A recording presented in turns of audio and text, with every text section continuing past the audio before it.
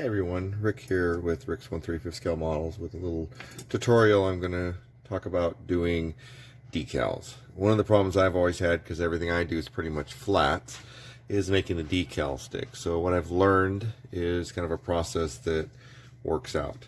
What I have here is a paint palette I used to match a color I was painting, and I've got the flats. Now I have taken and put a gloss right through here, but down here is a flat, and then I put these decals on, and as you can see, they're peeling up or not even sticking. The problem with the flat is it doesn't have a good surface it can adhere to, and I've tried many ways to make it work, and it ends up either temporarily sticking or falls off like these do.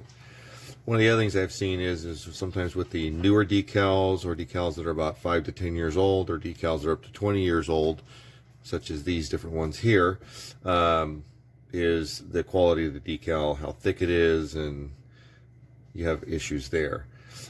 Some of the products that I've used that have kind of helped it adhere is this Microsol product, which kind of softens the decal and helps it stick, or this other product here, which is by Testers, which also softens the decals. I know there's some other products out there. These are just the ones I've used.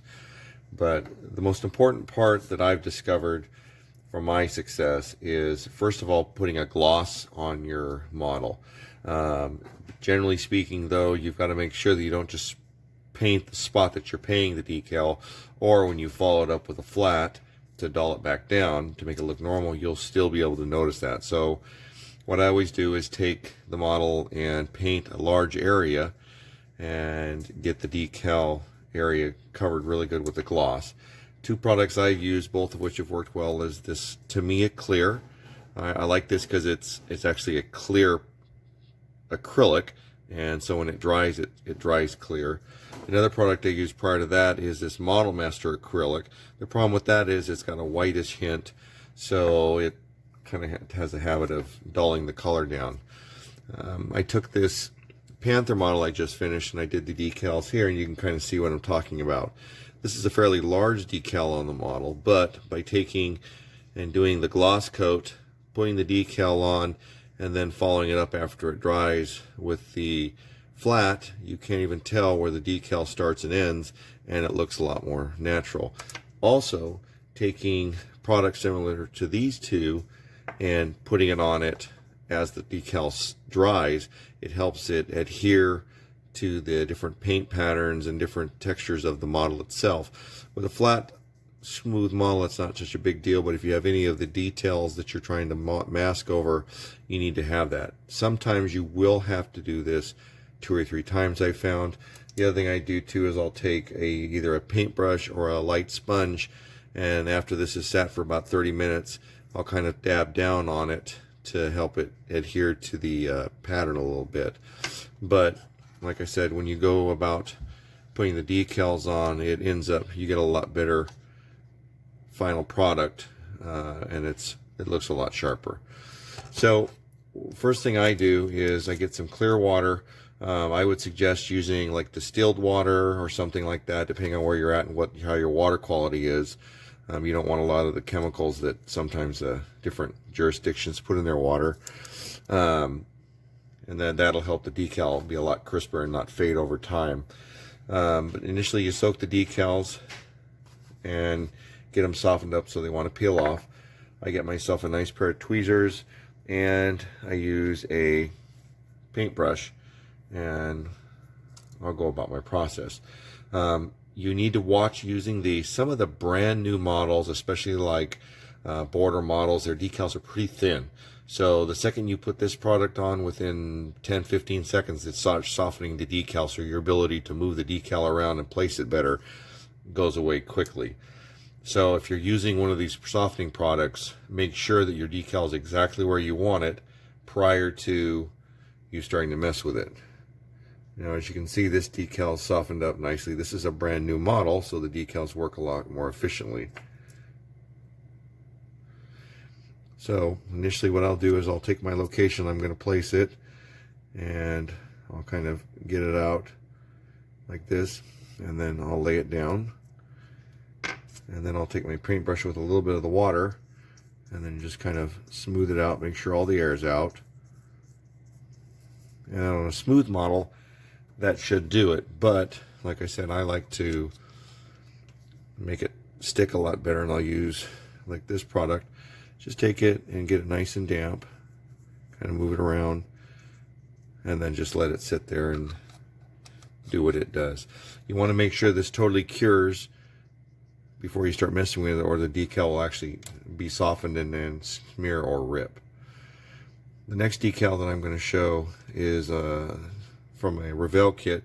This decal's probably 15 years old, but it's still, you know, pretty viable decals. Same process. I'll kind of lay it out, get it where I want it.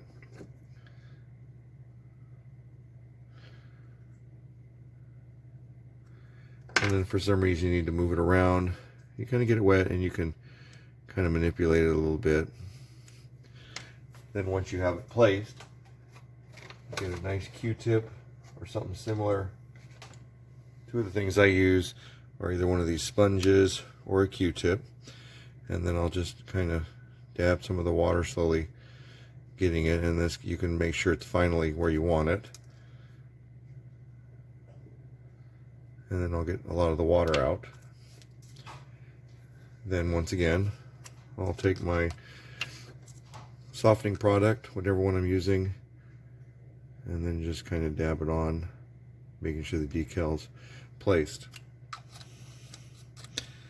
A lot of the older kits I've built, the decals, they're in horrible quality.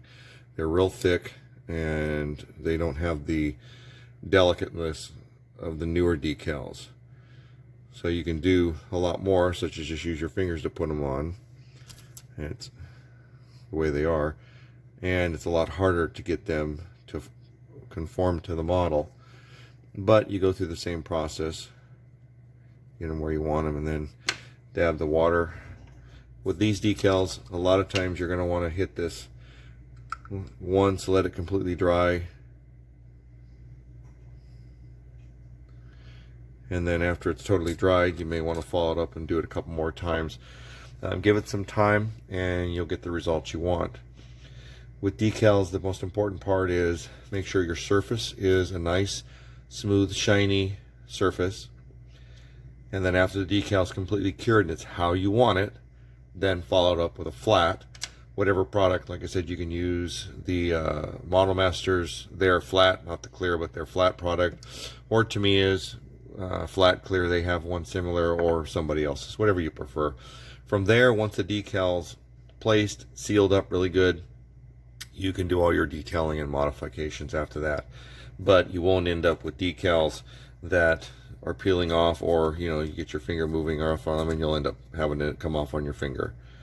So anyway, that's kind of how I go about it. It works out really well. I'm very happy with the results I've had. A lot of trial and errors, and like I said, you're looking to get this kind of an effect where you've got a decal that looks like it's actually painted on the vehicle versus something that looks horrible and you can see the white outline of the decal pattern on the outside. So anyway, that's my little tutorial. Hope it helps everybody. Any questions or comments, please reach out to me, and please subscribe. Take care and continue modeling. Bye-bye.